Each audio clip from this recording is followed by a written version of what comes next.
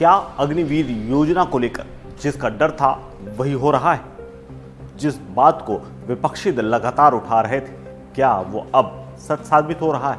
ये ऐसे सवाल हैं जिनकी अब एक बार फिर से गूंज हो रही है, क्योंकि जम्मू कश्मीर के पुंछ में तैनात एक अग्निवीर सैनिक की जान चली गई और संदिग्ध परिस्थितियों में लगी इस गोली के बाद जो आरोप अब सरकार पर लग रहे हैं वो बेहद गंभीर है, क्योंकि अग्निवीर सैनिक पुंछ जिले के मेंढर उपमंडल के मनकोट इलाके में एलओसी के पास तैनात था और मिली जानकारी के अनुसार बुधवार को नियंत्रण रेखा के पास सैनिक की गोली लगने से मौत हो गई। मरने वाला सैनिक की पहचान अग्निवीर अमृतपाल सिंह के रूप में हुई, लेकिन अमृतपाल सिंह जिसकी उम्र महज 20 साल थी और हाल ही में वो ड्यूटी पर तैनात था, उसको राष्ट्रीय या यूं कहें शहीद का दर्जा नहीं मिला है। और इसी के बाद कांग्रेस और तमाम विपक्षी दलों ने सवाल उठाने शुरू कर दिए।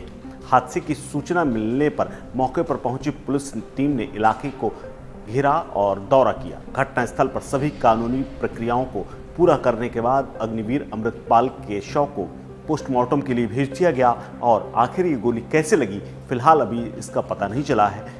अब एक वीडियो सामने आया है जिसमें अमृतपाल का शव यानी पार्थिव शरीर उनके गांव पहुंचा तो उसको कंधा देने के लिए उसकी बहनें और गांव के लोगों के अलावा प्रशासनिक अधिकारी जो अन्य सैनिकों की सम्मान में उपस्थित रहते हैं वो नदारत थी। और इसी का वीडियो सोशल मीडिया पर वायरल हुआ है और उस पर कांग्रेस पार्टी और आरएलडी ने सवाल खड़े किए हैं। दरअसल ऐसे मौक़ों पर यानी जब कोई भी सेना का जवान शहीद होता है तो वहाँ पर अधिकारी मौजूद होते हैं और अंतिम संस्कार के दौरान उन्हें बाकायदा सलामी दी जाती है। लेकिन जानकारी के अनुसार घटना के समय अमृतपाल सिंह संतरी की ड्यूटी कर रहा था, लेकिन इसी दौरान गोली की आवाज़ आई और वो अचेत अवस्था में ज़मीन पर पड़े थे। लोगों ने उन्हें उठाया और अस्पताल में भर्ती कराया, लेकिन तब तक उनकी जान चली गई थी।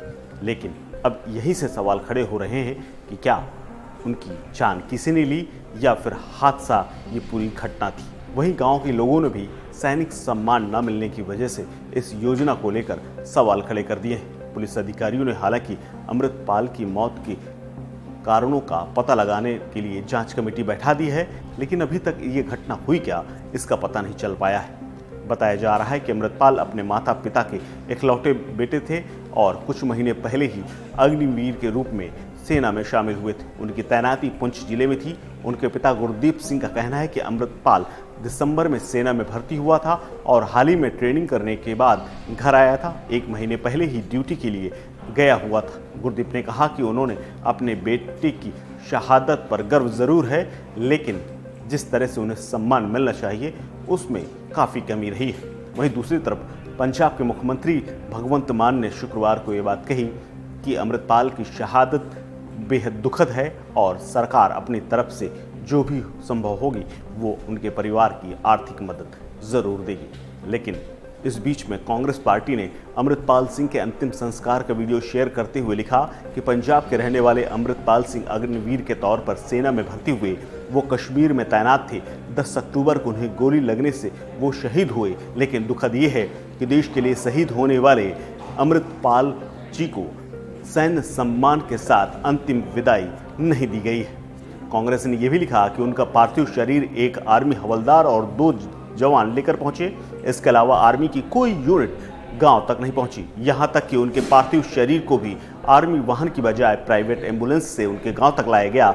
ये देश के शहीदों का अपमान है। इसके साथ ही आरएलडी ने भी इस घटना पर सवाल उठाए। उन्होंने भी वीडियो शेयर करते हुए कहा कि जैसा हमें शक था वही हुआ। अब देश के लिए जान देने वाले सैनिकों का सम्मान नहीं किया जा रहा है और महज 4 साल की नौकरी में अपनी जान देने वाले शहीदों को आखिर न्याय और उनकी इस कुर्बानी की कीमत सिर्फ कुछ रुपयों तक क्यों सीमित की जा रही है?